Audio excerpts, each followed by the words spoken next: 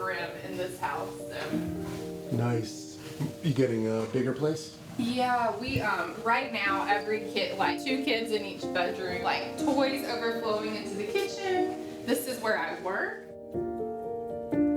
Basically just go from the time that I wake up. So I wake up around 5 o'clock. Sometimes I get a run in before everybody wakes up. Sometimes that's gonna come later in the day. I kind of have to lay out my schedule. I get everybody up, I get everybody fed. I make the 7-mile loop to 4 different places that takes an hour to drop them off, do my work day. So it's a lot, it's a lot. And running is somewhere in there, somewhere in the day. Most days. Sometimes I just run a loop outside of my house. It's a 1/6 of a mile, and I have done it over and over for 8 miles or a 10-mile run.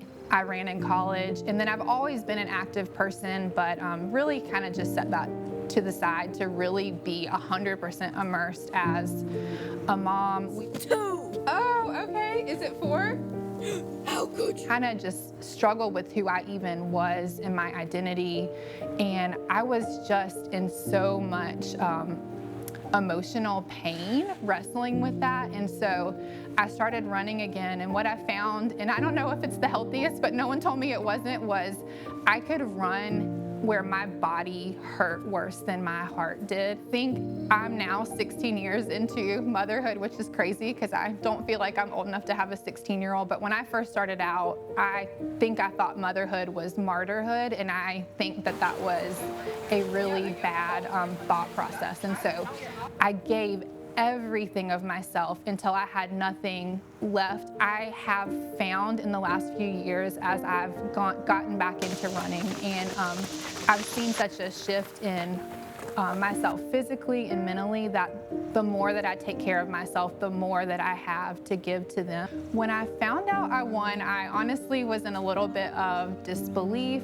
I saw the post and I thought that I would probably be a good candidate, but I knew a lot of people would be applying, and I knew there would be a lot of other deserving moms. I had also had my eyes kind of set on the next longest distance. I'd run a 25K, I'd run a 50K, and I'm just kind of working my way up slowly, trying to avoid injury. I kept thinking like winning the grant was just gonna change, you know, the monetary amount to put into babysitting was going to, you know, transform things. And that was really helpful. Like, it was a real need in my life. But I think that just having somebody believe that I was worthy enough of that grant and investing in me, it just helped me to have a different perspective, that I was worthy of showing up for, that somebody thought I was worthy.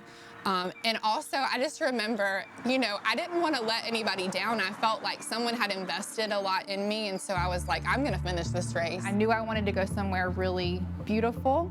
I've gone to all of my races in North Carolina, which is also beautiful, but just kind of wanted to see a different part of the world and love the national parks. And so I found this 50-miler out at Antelope Canyon in Page, Arizona, kind of adjacent to the Grand Canyon, and I just thought it would be a perfect race for me. Your last name? Lakes, L-A-K-E-S. Let's do some. Okay. You have more. All right, getting ready. Race morning, getting the toes set up. I barely have a toenail back, so after almost, how many months? 9. Got a toenail growing again, so lube them up and toe socks. We'll see what happens. I know how much you like feet. It was like, this is about to happen, and it's, you know, it's probably gonna hurt, and there's a lot of people out here, of course, but just, I think mostly just excited and like, you know, it's time to get it done.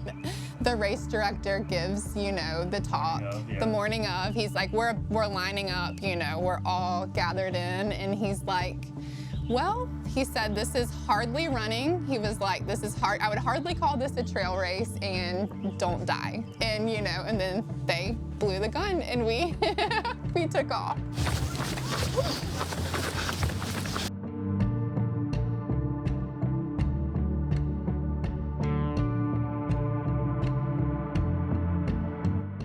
And then we're like, oh boy, this is a little more technical than we expected. I'm like, I'm not sure we're like allowed to do some of the things it says we're gonna be doing with no climbing experience, but we were in it. And then you're just like, we're gonna adjust. You know, you get in the first couple of miles and you're like, we're already not gonna be able to hit that pace. There's just some very unrunnable part and rock, and it was just totally different. It's harder than I expected, but 20 miles in. 20 miles, only 30 more to go. How are you feeling? I feel it.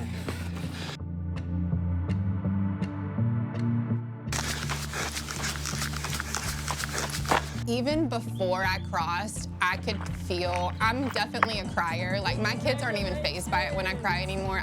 I'm a big, you know, I feel all the feelings. So I could feel the tears coming. And then, like, as soon as I crossed, I think it was just like tears.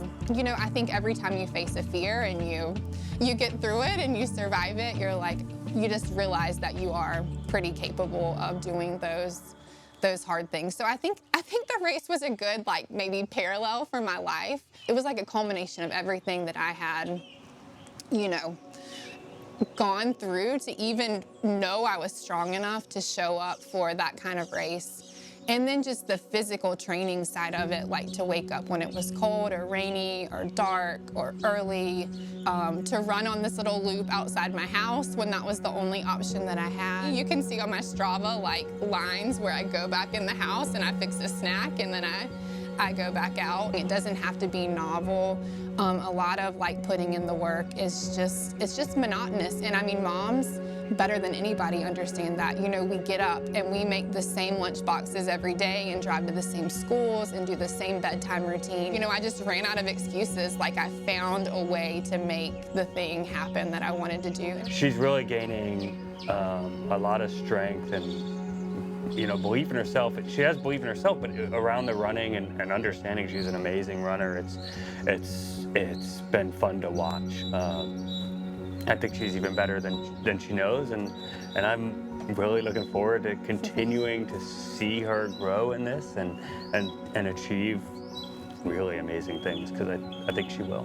My favorite thing about my mom is how brave she is. My favorite thing about my mom is, like, the first thing she'll probably say to you is that she's a runner, and I probably, like, love that she does running.